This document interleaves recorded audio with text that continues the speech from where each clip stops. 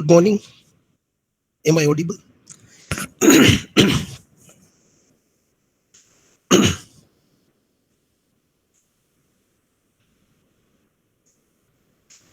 Okay. Jeet, Rikin, Cable, Abhi. Fine. So we'll continue proving the well ordering principle of natural numbers using the stronger form of PMI. It's a very big name, well ordering principle of natural numbers. Otherwise, it's a very simple statement. You take any subset of natural number which is non-empty, that subset will contain a smallest element. It's as simple as that. For example, say I take 1, 9, 12. So among that, 1 is the smallest number. You take 100, 1000, 1 lakh. So 100 is the smallest element. So you take any non-empty subset of natural number that will contain a smallest element. That is the statement termed as the well ordering principle of natural numbers. This is a principle. This is a principle, and we'll prove this principle using another principle, that is principle of mathematical induction, or PMI. That itself indicates the usefulness of PMI. It can prove a theorem or a principle such as a well ordering principle of natural numbers. PMI is very useful.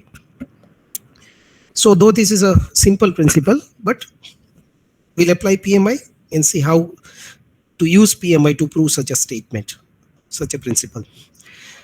So every now in this particular statement, the missing is integer n. N is there, which is a set of natural numbers. That is there, that is fine. But missing is integer n. In this statement, integer n is not present. We will explicitly introduce it. So let P of n be a statement. Every non-empty subset of n containing n is the smallest element. So that containing n we are inserting. Maybe this n may be capital if it is P of capital N, or we can write P of small n where this n is small. So little correction could be done. Every non-empty subset of n, the set of natural numbers containing n is the smallest element. This is my statement Pn, and we'll prove Pn for every n greater than equal to 1. We are talking about natural numbers, so we'll prove n greater than equal to 1. Therefore, the range of n is 1 onwards, 1 up to infinite numbers. We'll prove Pn for every n greater than equal to 1, as we are dealing with natural numbers. Basis is very simple. Every non-empty subset of n, the set of natural numbers containing 1 is the smallest element. And it is simple to prove because 1 is the smallest natural number. Therefore, it is the smallest element. That is proof for the basis. Every non-empty subset of n, the set of natural numbers containing 1 is the smallest element. And this is true because 1 itself is the smallest natural number, and 1 is present in the subset. So that particular subset is the smallest element, which is 1. So that is my basis. This is indeed true, yes, 1 is the smallest natural number. Now, induction hypothesis, is we are dealing with multiple elements. We are dealing with a subset with cardinality, most of them with cardinality more than 1. As we are dealing with multiple elements, probably in the assumption part, we require the statement to be true for more than one value. Not only one value n equal to k, but more than one value. So with that requirement, we are going ahead with the stronger form of PMI. Accordingly, the induction hypothesis, range of k greater than equal to 1, and for every n where 1 is less than equal to n, less than equal to k, every non-empty subset of n, the set of natural numbers containing n is a smallest element. So in the induction hypothesis, we start by specifying range of k. Range of k is same as range of n because k could be any n. So k greater than equal to 1. And because we are going ahead with the stronger form of PMI, we talk in terms of n and not in terms of k. we talk in terms of n in the range 1 to k. So k greater than or equal to 1, and for every n where 1 less than or equal to n less than or equal to k, every non-empty subset of n, the set of natural numbers containing n, is a smallest element. Had this been the weaker form of PMI, it would have been containing k. As this is a stronger form of PMI, our statement is in terms of n, so containing n is a smallest element. So this is my induction hypothesis. Similarly, in the induction statement, we'll say containing k plus 1. The same hypothesis we could have written k greater than or equal to 1, every non-empty subset of n, the set of natural numbers containing an integer less than or equal to k has a smallest element. So that 1 less than or equal to n less than or equal to k, we can write in this terminology also. Every non-empty subset of n, the set of natural numbers containing an integer less than or equal to k. When we say less than or equal to k, that is in the range 1 to k, because already we have specified k greater than or equal to 1. So containing an integer less than or equal to k is a smallest element. This is the another way of writing the hypothesis. Instead of 1 less than or equal to n less than or equal to k, and then writing in terms of n, we can also write k greater than or equal to 1 and containing an integer less than or equal to k. Less than or equal to k, that will take care of the range. So this is the second way of writing in the induction hypothesis, where we are not writing n, but we specify range of k. Not single k, but range of k. Fine. Now in the induction statement, we'll say containing k plus 1. That will be my induction statement. Every non-empty subset of n, the set of natural numbers containing k plus 1 is the smallest element.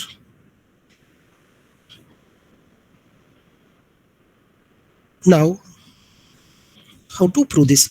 How to prove the statement?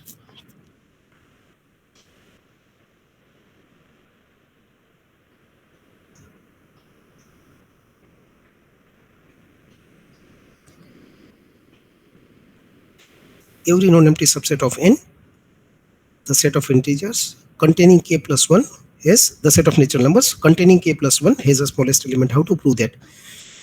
Now we are talking about subsets of n containing k plus 1. Probably straight away we don't get how to argue. So what we may think about, we take any subset of, let A be the subset of n containing k plus 1. Let A be any subset of n that contains k plus 1. Now, maybe if you don't get straight away the argument for the proof, then a rule of thumb is think about dividing the proof into the cases. So let us, in this case also, straight away I am not able to prove the statement. So I think about dividing the proof into the cases, because there will be dealing with smaller possibilities, the argument becomes easier. So here also I decide to divide the proof into the cases technique. I decide to use dividing the proof into the cases technique. Then the next question would be, what would be my cases, so that no possibility is missed. We must have cases which would cover all the possibilities, and then we can prove those cases individually.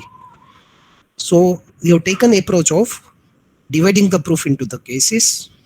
Now we want to think about the cases. What could be the cases? Now in this statement, our focus is on k plus 1. Non-empty subset of n, the set of natural numbers containing k plus 1. So the focus is on k plus 1. So can we frame cases in terms of k plus 1? So next hint is, we can think about the cases in terms of k plus 1. Now, in terms of k plus 1, what could be the cases? Again, maybe now we are talking about A, which is subset of n. It contains k plus 1. Probably the cases could be in A, the smallest element is k plus 1. In A, the smallest element is other than k plus 1. Let us go in that direction. Let us frame cases as smallest element in A is k plus 1. Number 2 case, smallest element in A is some integer other than k plus 1. Numbers less than k plus 1 keval, numbers that are not less than. So, I mean, k plus 1 is the smallest element keval, and some other number is smallest in A. These are our cases. Okay, fine. So, let A be any subset of n containing k plus 1, and there are two possibilities for A. Case 1, A contains no natural numbers less than k plus 1. A contains no natural numbers less than k plus 1, and A contains some natural numbers less than k plus 1. So in the first case, A contains no natural numbers less than k plus 1. I think nothing to be proved, because here the smallest element is k plus 1. So the element that we are looking for in a subset, it contains a smallest element. The element that we are looking for is k plus 1 itself, because A contains no natural numbers less than k plus 1. So here we can quantify the smallest element is present, and that element is k plus 1 itself. So that is a very simple. Smallest element is k plus 1, as A contains no natural numbers less than k plus 1. So the smallest element that we are looking for is k plus 1. In the second case, Keval has rightly pointed out, there is a natural number which is smaller than k plus 1. A contains some natural numbers less than k plus 1. A contains some natural numbers less than k plus 1. But again, okay, how do we prove this? How do we prove this case? A contains some natural numbers less than k plus 1. How do we prove that such a subset also contains the smallest element? A contains some natural numbers less than k plus 1. How do we prove that A contains a smallest element?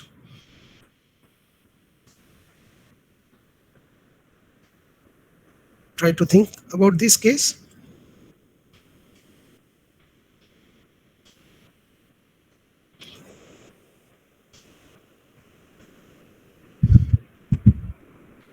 Anyone can unmute and answer. Keval, any idea?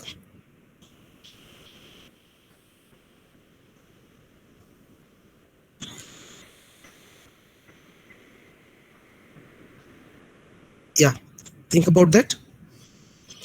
In fact, my clue is you don't need to think. Keval, you don't need to think.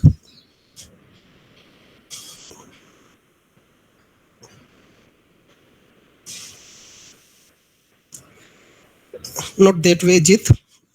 A contains some natural numbers less than k plus 1. Let us go back to what we have written in the hypothesis. If n is in the range 1 to k, every subset of n containing n has a smallest element. Or maybe the second part, every subset of n containing an integer less than or equal to k has a smallest element. So here, in this case, A contains a natural number smaller than k plus 1. And the hypothesis said that every subset of n containing an integer less than or equal to k is the smallest element. So we don't need to prove mathematically, we don't need to argue. Nothing. Only argument is case number 2 is true because of hypothesis. Case number 2 is true because of hypothesis. Hypothesis states that if there is a natural number lesser than k plus 1, less than or equal to k or lesser than k plus 1, it contains the smallest element. So we straight away use hypothesis is case number 2. We don't require any mathematical analysis. No mathematical justification is required. Any subset containing element less than or equal to k is the smallest element. This is my hypothesis. And under case number 2, there are some integers, there are some natural numbers less than k plus 1 present in A. So by the hypothesis, the set A contains the smallest element. That's it. Is that fine? For case number 2, is that fine? Okay, Janil, Keval, fine. Kaushal, Harsh, Tumar, Jit, Abhi, good. Fine. Next, we move to what is called a pigeonhole principle. Again, another principle we'll prove using principle of mathematical induction. Very useful principle. Once more, this is, little bigger name. Otherwise, principle itself is relatively simple. It's not a complicated principle. Any idea? Pigeonhole principle. You must have perhaps studied this in discrete maths. Pigeonhole principle. Name is big. Otherwise, it's a very small term. Can anyone unmute and answer? Unmute and answer. Yes, Keval, please. Hello, sir. Am I audible? Yeah, please. Sir, we can say that, let's say there is a n pigeons and there is a n plus 1 pigeons and n pigeonholes. So then we can say that at least one pigeonhole contain more than one pigeons. Absolutely fine. Correct. Yes, Keval. True. So the principle itself contains n. So it's very easy for us to frame the statement Pn. Let Pn be the statement that there are n holes and n plus 1 pigeons, then at least one hole contains more than one pigeon. This is our statement Pn. It's already in terms of n, so we don't need to worry about introducing n explicitly. There are n holes, n plus 1 pigeons. Obviously, at least one hole contains more than one pigeon. This is our pigeonhole principle. Though it's a simple statement, but formally proving other statements, this pigeonhole principle is very useful. In formally proving other theorems statements, this pigeonhole principle is useful, and we'll prove this using PMI. Pn statement we have already framed, and of course n is greater than or equal to 1. It's one hole we need, so we'll prove this for n greater than or equal to 1. N holes, n plus 1 pigeons, at least one hole contains more than one pigeon, and we'll prove this statement for n greater than or equal to 1. Very simple is the basis. One hole, two pigeon, and both the pigeons are accommodated in the same hole. So that hole contains more than one pigeon. There is only one hole. Basis means starting value of n, which is 1. My statement Pn, it is in terms of n is number of holes. That is my Pn. So n equal to 1 means there is one hole, two pigeons, and both the pigeons are accommodated in the same hole. So that hole contains more than one pigeon. So the hole contains both the pigeons. Now, maybe we don't require the assumption for multiple values. With that assumption, we go ahead with the weaker form of PMI. We don't require the assumption part for multiple values. So with that assumption, we decide to use the weaker form of PMI accordingly the hypothesis. The statement is true for n equal to k. So k holes, k plus 1 pigeons, at least one hole contains more than one pigeon. That is my assumption for n equal to k. There are k holes. Hypothesis means weaker form of PMI we are going to use. It means here in the hypothesis we'll write for n equal to k the assumption. In the stronger form of PMI we write for the range from seed up to k the statement Pn is true. Only difference between weaker form and the stronger form of PMI is in the hypothesis. In both the cases, we prove the basis and the induction statement. As we are going to use the weaker form of PMI, we write hypothesis for a single value n equal to k, and therefore the statement is there are k holes and k plus 1 pigeons. Assume that at least one hole contains more than one pigeon, and that will become k plus 1. K plus 1 holes and k plus 2 pigeons. That becomes my induction statement. P of k plus 1 is true. K plus 1 holes and k plus 2 pigeons, at least one hole contains more than one pigeon. That is the statement to be proved. Maybe you can think about couple of minutes. Think for few minutes and then we'll look at the proof. K plus 1 holes, k plus 2 pigeons, at least one hole contains more than one pigeon. I don't know if my background is audible to you. A pigeon is singing in the background. It was singing rather.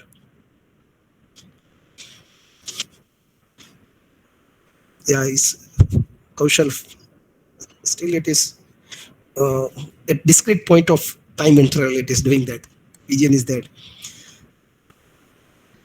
K plus 1 holes, k plus 1 pigeons, at least one hole contains more than one pigeon.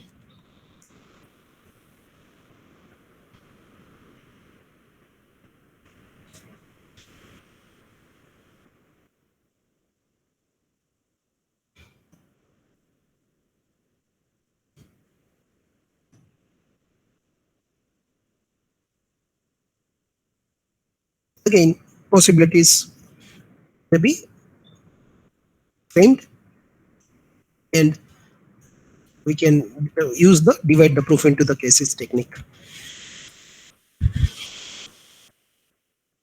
Very simple. Actually, proof is also simple. Nothing much to think. Number of holes. In the induction statement, we have k plus 1 number of holes and k plus 1 number of pigeons. So compared to hypothesis, we had k holes and k plus 1 pigeons. Here we are increasing one hole and one pigeon. We are increasing one hole and one pigeon. So we have to accommodate.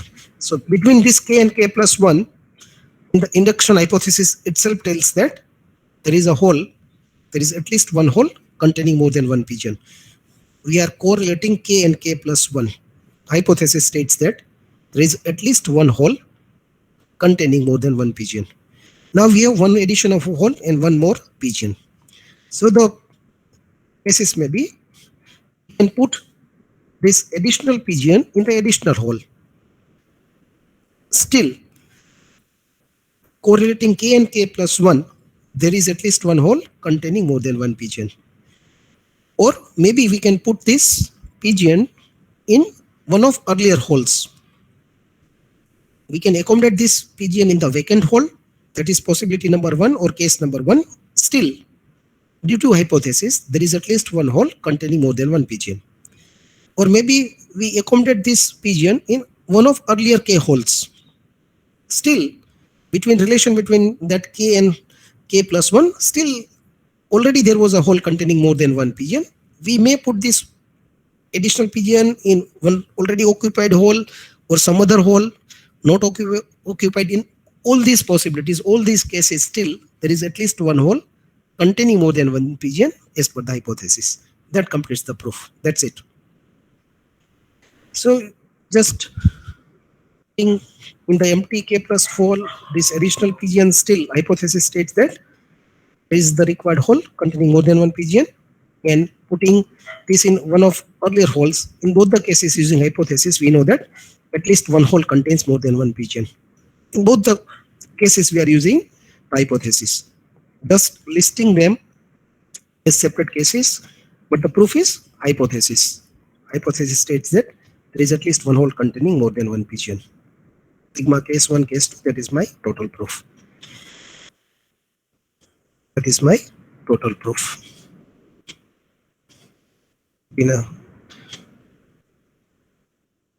This is repeated, fine. So that is over. I think that is simple. But clear to all? This proof? Okay, Rikin, Jit, Shell, fine. Now, we take next example of using PMI, and it is on Fibonacci function defined as f of 0 is 1, f of 1 is equal to 1, and we know next term is a summation of previous two terms, Fibonacci series. The Fibonacci function defined as my first term f of 0 is 1, f of 1 is 1, and for every n greater than equal to 1, f of n plus 1 is equal to fn plus f of n minus 1. So next term, after knowing two terms, we decide next term to be summation of previous two terms. And this is n greater than equal to 1 because we are using index n minus 1. So we have specified 0th term as 1, the first term is 1, and now we are taking n greater than equal to 1. So f of 2 is f of 1 plus f of 0. And as we are using the index n minus 1, n has to be greater than equal to 1 so that we can access the lowest index as f of 0, n greater than equal to 1. So this is Fibonacci function we know, defined, well defined. Now a property of Fibonacci function we will prove using the principle of mathematical induction. So we look at the property of the Fibonacci function. The property is for every n greater than equal to 0, f of n is less than or equal to 5/3 to the power n. This is the property of Fibonacci function. Let's prove a fact about Fibonacci function, that for every n greater than equal to 0, f of n is less than equal to 5/3 to the power n. So this property of Fibonacci function will be proved using the principle of mathematical induction. Once again, our starting is easier because the property itself, it is in terms of n. Also, it specifies the range of n. It provides the range of n. So nothing much to worry about writing the statement Pn. This is my statement Pn, f of n less than equal to 5/3 raised to n, and we'll prove Pn for n greater than equal to 0 for Fibonacci function. So this is my statement Pn and the range of n. I have not written separately because it's anyway there. Basis is my initial value in the range, and that value equal to 0, and f of 0 that is equal to 1, that is less than equal to 5/3 to the power 0. So 1 is less than or equal to 1. That is indeed true. F of 0 value is given to be 1. So putting 0 in this f by n less than equal to 5/3 to the power n. So we get f of 0. F of 0 must be less than or equal to 5/3 to the power 0. So that is 1. 5/3 to the power 0, that is 1. Because 1 equal to 1, we can always say 1 is less than or equal to 1. 1 is less than or equal to 1. Equal to implies less than or equal to. So that's the proof for the basis. Now again, which form of PMI should we go ahead in this?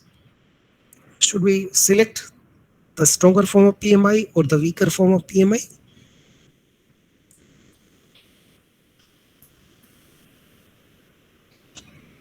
Stronger form of PMI or the weaker form of PMI, students?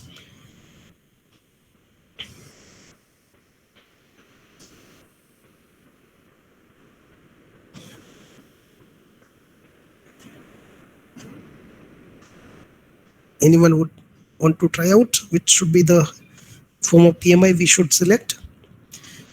See, if no idea is there, if you're not sure, maybe we can go ahead with the stronger form of PMI because it contains more assumptions.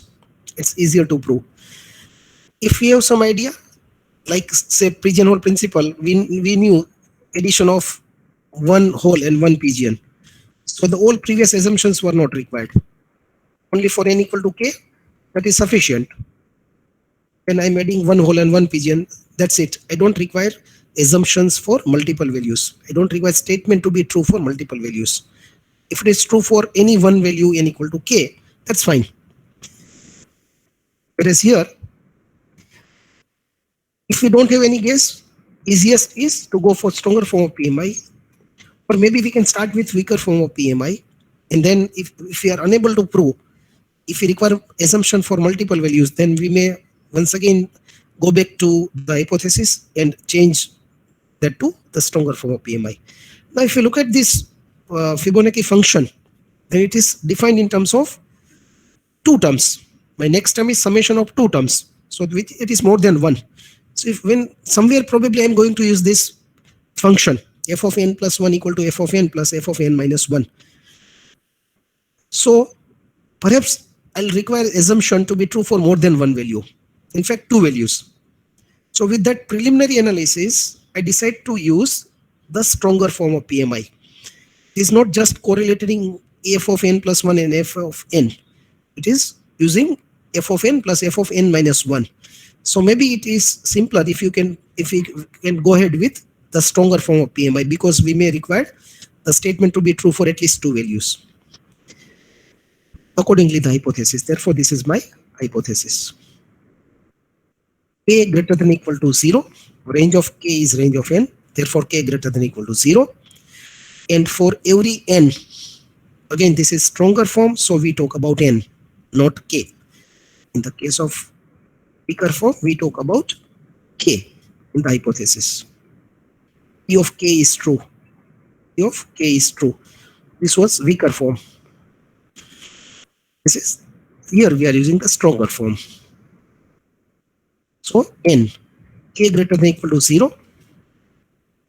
And for every n with 0 less than equal to n less than equal to K. For every n with 0 less than equal to n less than equal to K, f of n is less than equal to 5 by 3 to the power n.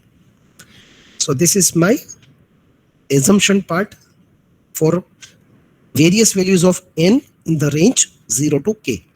F of n less than equal to 5 by 3 raised to n for 0 less than equal to n less than equal to K, where K is greater than equal to 0. Hypothesis statement. Induction statement is n equal to K plus 1. So f of K plus 1 will be less than or equal to 5 by 3 to the power K plus 1. F of K plus 1 is less than equal to 5 by 3 to the power K plus 1. We'll put n equal to K plus 1 in the statement. So that becomes f of K plus 1 less than equal to 5 by 3 to the power K plus 1. This is my induction statement. Sorry. Try to prove this. F of K plus 1 less than equal to 5 by 3 to the power K plus 1. Work out, maybe spend some time, spend some minutes. F of K plus 1 less than equal to 5 by 3 to the power K plus 1. Try to prove this.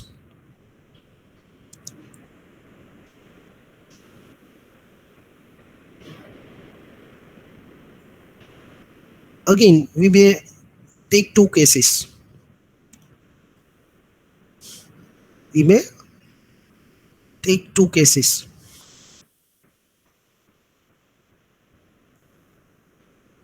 Because we may think about f of K plus 1 is f of K plus f of K minus 1. And it is to be ensured that we don't have negative index. F of K plus 1 is f of K plus f of K minus 1. In this f of K minus 1, it is to be ensured that we don't have negative index. So maybe K equal to 0 and K greater than 0. So this f of K minus 1, when I have case number 2, when I have K is at least 1, it is ensured that we don't have any negative index. So just to avoid negative index, we have divided the proof into the cases. One is case 1, when K equal to 0, we'll prove that separately. And this is actually my general proof. It's almost covering all the values except K equal to 0, K greater than 0. Because when I say f of K plus 1 is f of K plus f of K minus 1, the second term cannot be f of minus 1. So K greater than 0, that is my case number 2. That will be my general proof. And just to avoid that negative value, I take K equal to 0, a separate case. And I'm proving f of K plus 1 less than equal to 5 by 3 to the power K plus 1. So I put K equal to 0. So that becomes f of 1. And as per the definition, f of 1 is 1. And indeed, 1 is less than or equal to 5 by 3 to the power 0 plus 1. k equal to 0 under this case. So 1 is definitely less than or equal to 5 by 3. 1 is less than 5 by 3. So less than implies less than or equal to. This less than, we can always say it is less than or equal to. So that is proof for case number 1 when k equal to 0. And this is my generalized case. K is greater than equal to 1 or k is greater than 0.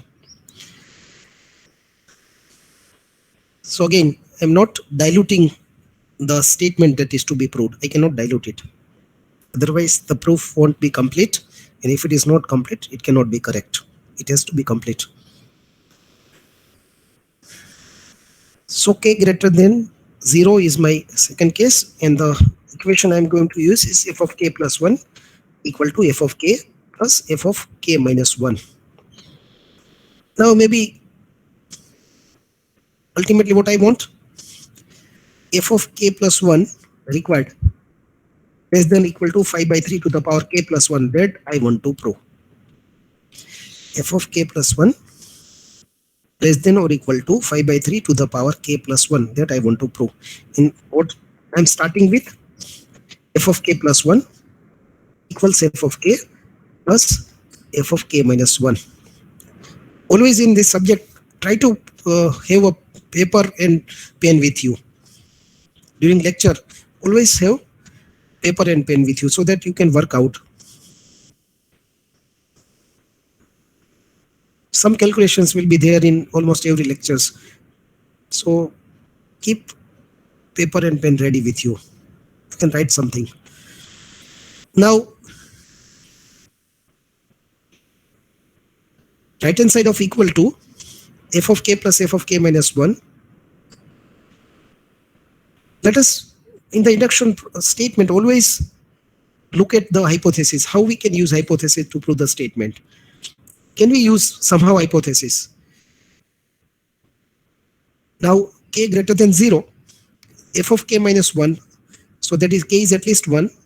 There are two terms, f of k plus 1 equal to f of k plus f of k minus 1. So let us focus at f of k minus 1. And here, under this case, k is greater than 0, which means k is at least 1. So this becomes f of 0. At least the minimum index that I will get in the second term is f of 0. And so k greater than equal to 0, already the hypothesis states that k is greater than equal to 0. F of n is less than equal to 5 by 3 to the power n. 5 by 3 to the power n. So straight away for both the terms, f of k and f of k minus 1, I can say it is less than or equal to 5 by 3 to the power k in the first case and 5 by 3 to the power k minus 1 in the second case. This one is less than or equal to f of k, that is less than equal to 5 by 3 to the power k, and f of k minus 1. Again, here k is at least 1, so I can use the hypothesis. If k becomes 0, k would have been 0, then f of 0 minus 1, that is f of minus 1, that is not covered in the hypothesis. I cannot use it. Because in the hypothesis, the minimum value of n is 0. And if k is 0, k is allowed to be 0, then this becomes f of minus 1, which is not covered by hypothesis. That is the reason we have decided to have two cases. Case 1, where k equal to 0, and case 2, here k is at least 1. Therefore, I can use hypothesis straight away. Therefore, this is the statement. F of k plus 1 is less than equal to 5 by 3 to the power k plus 5 by 3 to the power k minus 1, which I can further simplify as less than equal to 5 by 3 to the power k minus 1. I am taking common. That will be 1 plus 5 by 3. From the second term, only 1. From the first term, 1 5 by 3. So that is 1 plus 5 by 3. So that is 8 by 3. You see, I've written, yeah, that is less than or equal to 5 by 3 to the power k minus 1, 8 by 3, which I can write as 24 by 9. 5 by 3 to the power k minus 1, 24 by 9, multiplying numerator and denominator by 3. So instead of 8 by 3, I am writing that as 24 by 9. Why did I do this? Because I want to say it is less than 25 by 9. It was less than, left hand side was less than or equal to this into 24 by 9. So I am taking a term which is larger than 24 by 9, maybe 25 by 9. So that less than or equal to inequality becomes less than. Something is less than or equal to 4. I say it is less than 5 because I am going for a larger term. So instead of 24 by 9, now I am saying 25 by 9. It is less than 25 by 9. Why did I say 25 by 9? Because I want to write 25 by 9 as 5 by 3 square. 25 by 9 is 5 by 3 square. So this becomes 5 by 3 k minus 1 into 5 by 3 square. So that becomes 5 by 3 to the power k plus 1, which I need. Is less than 5 by 3 to the power k plus 1. This 25 by 9, that is 5 by 3 square. So that becomes 5 by 3 to the power k plus 1. I had my eye on a statement that is to be proved. A statement that is to be proved. I require this 5 by 3 to the power k plus 1. So I have written 8 by 3 as 24 by 9. Then 25 by 9. So that I get 5 by 3 to the power k plus 1. And this inequality, that less than or equal to, became less than as we have gone for the larger positive term. So that remains 5 by 3 to the power k plus 1. And when I say it is less than 5 by 3 k plus 1, it's always true. It is less than or equal to 5 by 3 to the power k plus 1. Is less than implies less than or equal to. You got f of k plus 1 less than 5 by 3 to the power k plus 1. We can also say that it is less than or equal to 5 by 3 to the power k plus 1 as less than implies less than or equal to. And that is my proof. F of k plus 1 less than or equal to 5 by 3 to the power k plus 1 under case number 2. We had separately proved case number 1. Again the same statement, that is true. F of k plus 1 less than 5 by 3 to the power k plus 1 proved in case number 1. And we need to prove under case number 2, the generalized case. It covers all the values of k except 0. In that case also the statement is true. Sigma case 1, case 2. My original proof, my total proof. Is that fine?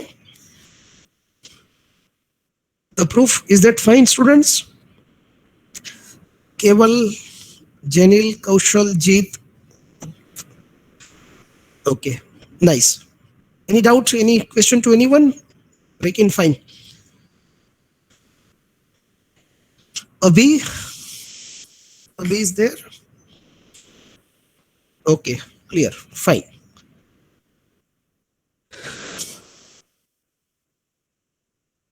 Now we move to the second part of this chapter, chapter number 2. This was principle of mathematical induction and other proof techniques. Other proof techniques, those things are not given in your textbook. So that we have discussed from other sources. And second is recursive definition. We are currently discussing chapter number 2, John C. Martin. Recursive definitions, principle of mathematical induction and recursive definitions. Apart from PMI, we also discuss other proof techniques, various other proof techniques, including direct proof technique. Now we move to the second part in the chapter. It is recursive definitions. And when we talk about recursive definition, the foremost recursive definition that strikes our mind perhaps would be this n factorial. As soon as we talk about recursive definitions, perhaps the first thing that could strike our mind would be n factorial recursively defined. N factorial is 1 if n equal to 0, and it is n into n minus 1 factorial if n greater than 0. Again, n greater than 0 because we are using n minus 1. Fine. Now, this recursive definition, there is analogy between this definition and the principle of mathematical induction. If we closely look at this definition, then my first part, n factorial equal to 1 if n equal to 0, It is analogous to our basis of PMI. There is one-to-one correspondence between these recursive definitions and principle of mathematical induction. This first part, base case of or the basis of PMI, and this they are similar. And second part, again, n into n minus 1 factorial. This n minus 1 factorial that corresponds to the hypothesis part, and then multiplying by one more term, that is our induction statement. Total becomes our induction statement. So there is analogy between this definition and PMI. First one is similar to basis. Second part is our induction. And that induction part, this n minus 1 using n minus 1 factorial, that corresponds to our hypothesis. To that we take the next term, that becomes my induction statement. With that observation, fine, that's only the observation. We first go for recursive definition of what is called the reverse function. We recursively define the reverse function used for reversing the input string. The definition is reverse of x. It is mapping from sigma star to sigma star. To the left hand side of this arrow, the implication arrow, it is sigma star. To the right hand side is once more sigma star, which means it is a mapping from sigma star to sigma star, which means it takes input from sigma star and generates output in sigma star. Takes a string in sigma star and generates a string which is there in sigma star. That is the meaning of the notation sigma star, arrow, sigma star. By this time you know meaning of sigma star. All the different combinations formed from these sigma characters. From the symbols of sigma, whatever different combinations are formed, all those combinations are there in sigma star. That is how we apply star, the closure operator, to sigma. So it is basically taking a string and generates a string, that is reverse x. It takes a string as an input from the input alphabet and generates a string that is also there in sigma star. In fact, it gives the reversed string. So if my input is a double b, then my output would be double b a. That is the requirement. That is how we need to define the reverse function. A double b, that is my input. Output is BBA, reversed from right to left. Reading it from right to left. Earlier we read left to right, and in the output we require right to left reading. Input is from sigma star, output is in sigma star. That's the meaning, and here is the first version. How do we define this? Assumption is sigma contains two elements, a comma b. My sigma contains two elements, a and b. So sigma equal to curly bracket a comma b. That is the assumption. With that assumption, I need to define the reverse function. Let us look at my statement. Let us not worry about first rule. Let us look at rule number 2 or statement number 2 in definition in version 1, the left hand side. For any x belonging to sigma star and a belonging to sigma, reverse xa is equal to a reverse x. Let us look at rule number 2 or step number 2 in the definition. And this is a recursive definition because we are defining reverse in terms of reverse. So my input, which is to be reversed, the string that is to be reversed, I am splitting into two parts. In part 1, it contains all the symbols except the last symbol. And part 2 is my last symbol. Part 1, it contains all the symbols except the last symbol. And my part number 2 is the last symbol. And I know when I reverse it, the last symbol becomes the first symbol. So reverse, part number 1 is x, part number 2 is a symbol, and that symbol in the reversed string would be the first symbol. Therefore, reverse of xa is equal to a reverse x. I'll repeat this process for the remaining characters in X. So I split my total string into two parts. My first part is a string. It means a combination of all input alphabet. My sigma equal to AB. So various combinations of this. And only last character, last symbol, I'll not touch in X. X does not have the last symbol. Reverse of XA. So whatever the string that is to be reversed, which I pass to the reverse function, I divide into two parts. Part number one is X. It is a string. X belongs to sigma star. It means it is a string. A belongs to sigma. It means input alphabet. It's a character. It's a symbol. Sorry.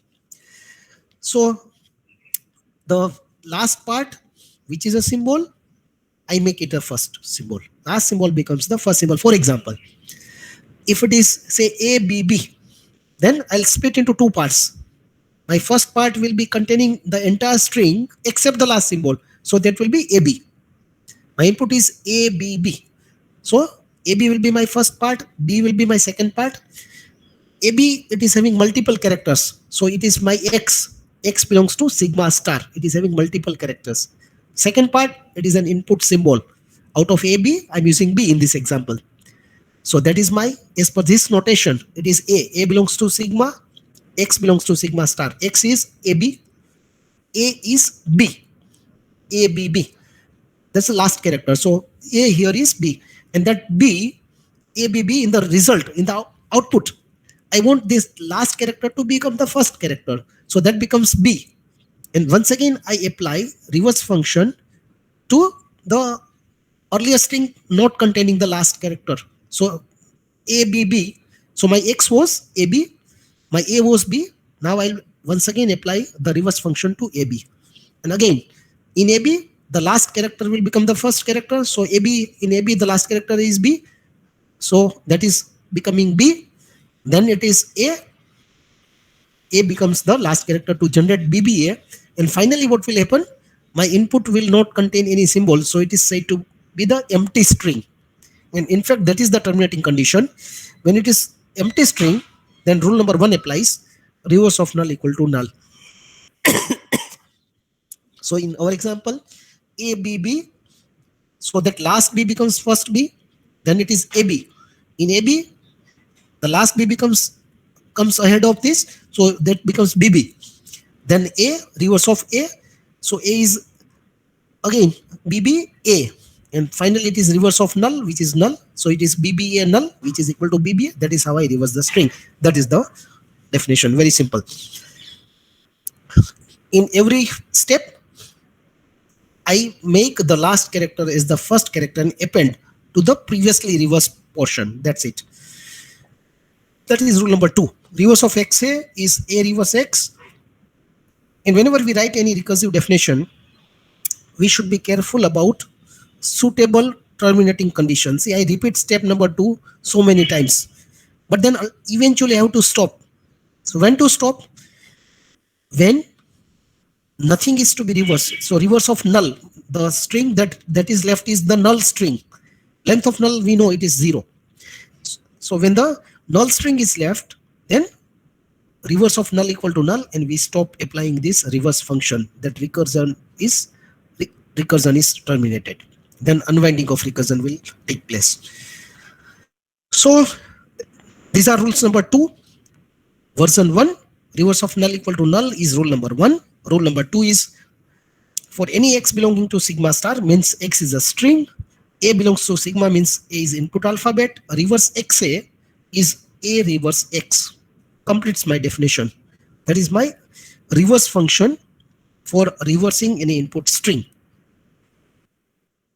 And third part is our claim that steps 1 and 2 are the only way to calculate reverse function, or step 1 and 2 are sufficient to reverse any input string. That is actually called rebuttal part. Rebuttal part, where we claim that our previous steps does whatever is required. Step 1 and 2 are the only way to calculate the reverse function, or using step 1 and 2 we can reverse any input string. That is the claim for completeness. So that is called a rebuttal part. Fine. Is the definition reverse function mapping from sigma star to sigma star, meaning input is in sigma star?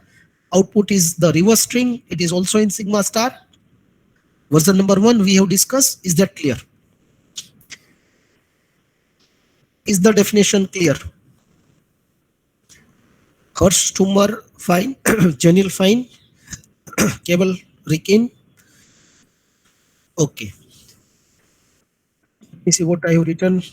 Yeah, whatever I was saying, let us check this. Reverse of ABB. I want to compute this using our version 1. Don't look at the right hand side version 2. Only look at version 1 in that column, leftmost column. So using that version 1, we reverse using the definition of version 1, using the definition of reverse version 1, we reverse this input ABB. So what is the rule number 2? Rule number 1 is not applicable because my input is not a null string. Rule number 1 is applicable only when my input is a null string.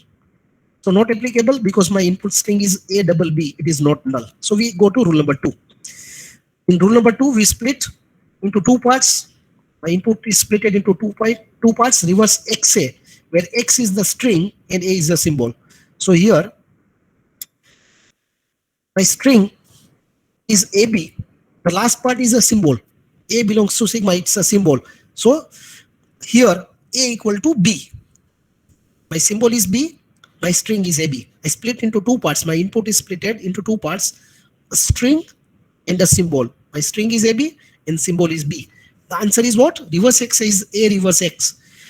So reverse, my string is AB. To be more specific, I have put parenthesis to X and B is my symbol. And it is A reverse X. So B reverse AB. Value of A is B and value of X is AB. So it is A reverse X.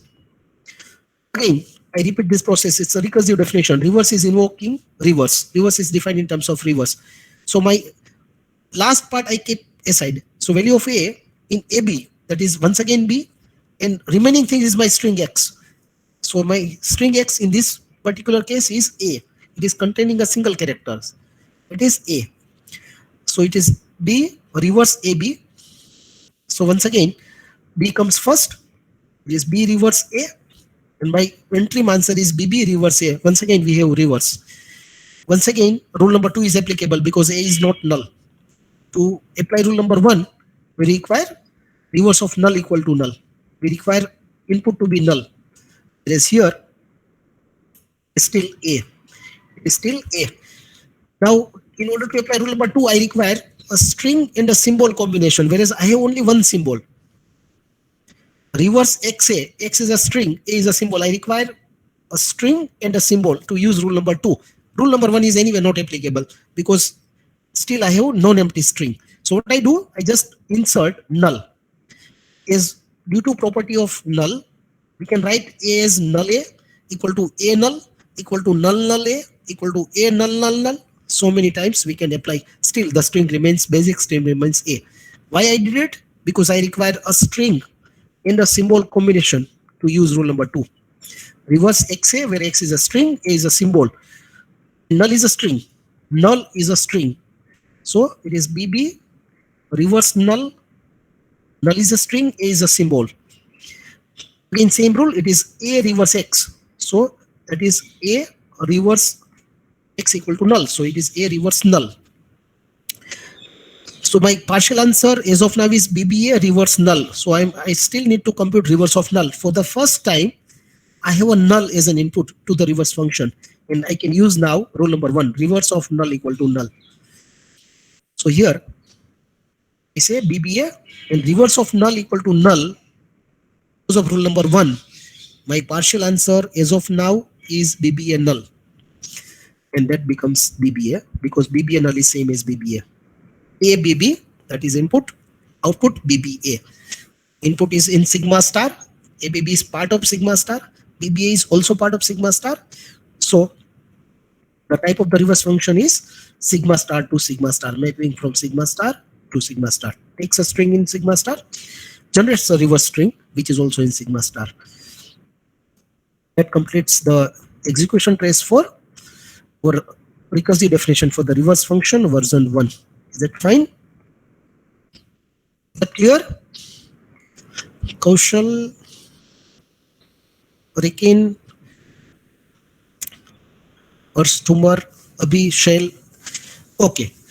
So we are stopping here and we'll spend some time on version 2 and then we'll continue other recursive definitions in the next lecture.